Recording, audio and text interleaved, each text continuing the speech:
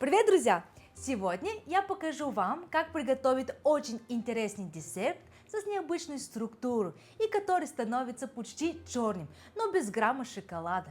И если этот рецепт вам понравится, то обязательно поставьте лайки, а мы не теряем время и поехали готовить! Сегодня готовим традиционный молдавский десерт баба нягри или черная бабка. Это классический рецепт, в котором цвет и вкус формируются не за счет добавок, а за счет сложных химических процессов. И я покажу вам не просто, как его приготовить, а объясню, почему он получается именно таким. Начинаем со сухих ингредиентов. В миску отправляем муку, самую обычную. Здесь протеин и сила муки не имеют никакое значения. Сюда мы отправляем сода-бикарбонат. И тут очень важный момент по поводу количества соды. Оптимальная пропорция примерно где-то 2-3 грамма на 200 грамм муки или где-то на 200 миллилитров кефира. Если добавить меньше соды, будет не такая реакция и, соответственно, не такая текстура. Если больше, появится неприятный привкус. Тщательно перемешиваем сухие ингредиенты. Сода должна распределиться максимально равномерно, иначе могут появиться участки с привкусом. Теперь добавляем растительное масло, обязательно без запаха, и хорошо перемешиваем. Масло обволакивает муку и делает текстуру более мягкой и нежной. Далее вливаем кефир, лучше жирный и хорошего качества. Именно здесь начинается первая реакция. Кислота из кефира вступает в контакт с содой и выделяется углекислый газ, и формируется основа пористой структуры. Важно, на этом этапе мы не гасим соду полностью, часть ее остается.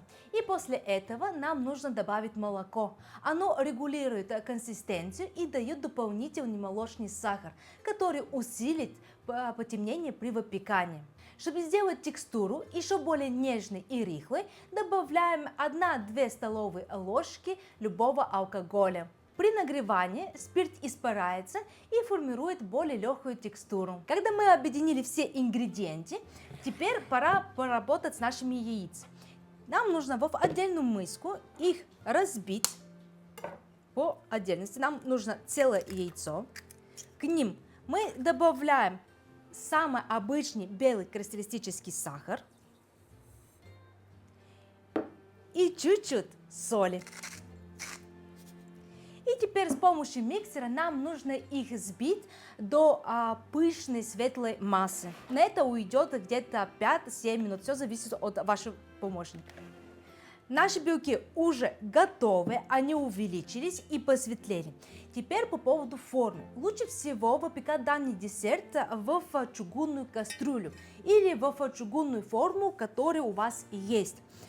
У меня чугун здесь шершавый, и когда я выпекала первый раз этот десерт, к сожалению, он прилип, несмотря на то, что я его смазывала очень хорошо сливочного масла.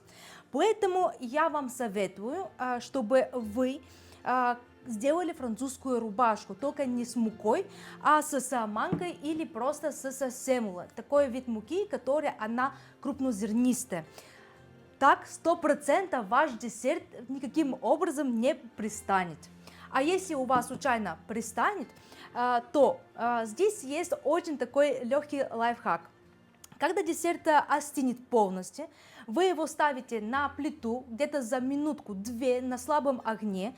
Здесь карамель снизу чуть-чуть растает, и он легче выходит. Я так вытаскиваю его первый раз.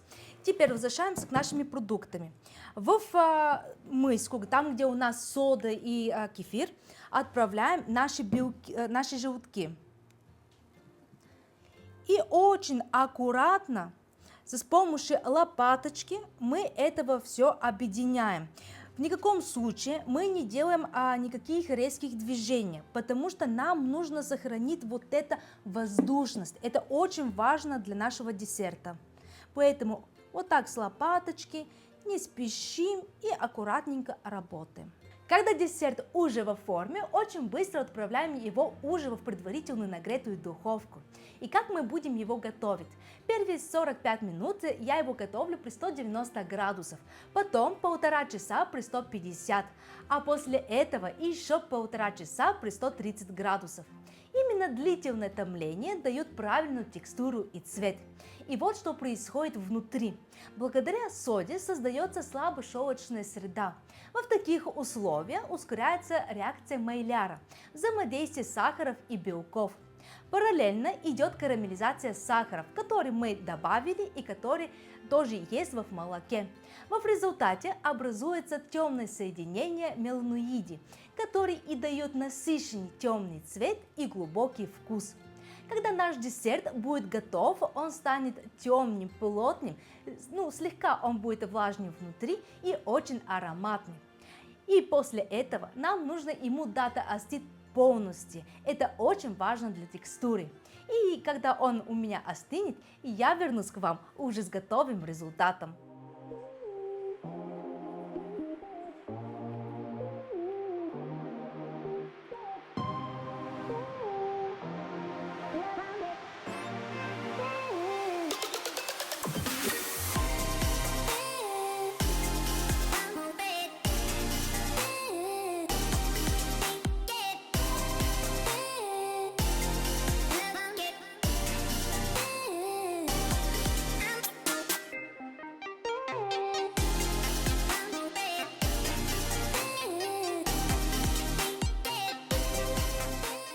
Ребята, наш десерт наконец-то готов, и я очень удивлена его структурой. Она чем-то похожа на губку, только очень воздушную и мягкую. И у него получились такие яркие нотки карамели. Реально очень вкусно. Единственный минус данного десерта, что он готовится очень долго. Он выпекается где-то 4-4,5 часа. Но это вам решать, его приготовить или нет. Но лично я бы посоветовала хотя бы раз в жизни приготовьте и узнайте, что такое баба негра. Если вам понравился сегодняшний рецепт, обязательно ставьте лайки, подписывайтесь на наш канал и до новых вкусных встреч, ребята. Пока!